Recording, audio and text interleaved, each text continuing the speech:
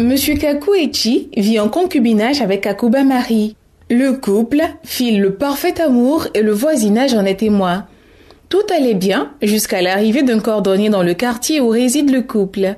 Handicapé physique, Kofi Kwesi est un monsieur serviable, souriant. Assis derrière sa petite table sur laquelle se trouvent disposées des chaussures dégradées de toutes sortes, Kofi Kwesi offre son service à tout le quartier. Tout le monde l'apprécie, loue son courage et sa bravoure vu son handicap.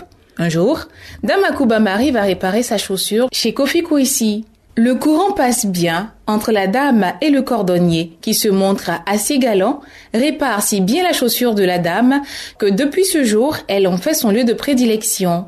Les bruits de couloir parviennent à Monsieur Kaku Echi, mais il dit ne rien craindre, soutenant qu'un handicapé physique ne pouvait pas s'aviser à coucher avec sa femme. Un soir, alors qu'il revient tard d'une balade, Monsieur Kaku remarque des roues de pneus aux alentours de sa maison. Un constat qui fait tilt dans l'esprit du monsieur, qui décide de tendre un piège à sa concubine. Il lui fait savoir le lendemain qu'il ne rentrerait pas pour des raisons professionnelles.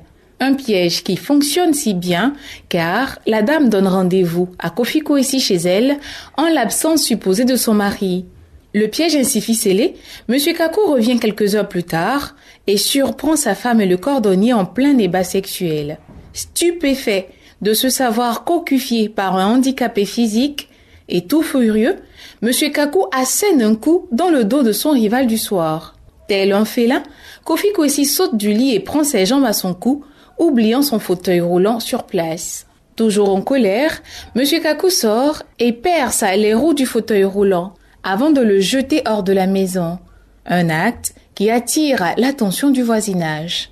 Quant à Dame Akuba Marie, malgré la furie de son concubin, elle le traite d'impuissant devant tous, ajoutant qu'elle se sentait si bien avec son cordonnier qui, malgré son handicap, était un amant parfait. Selon nos sources, l'affaire fut portée devant le conseil des sages du quartier et une solution fut trouvée. Le cordonnier fut sommé de ne plus approcher Dame Akuba. On lui demanda même de changer de métier pour éviter d'éventuels problèmes.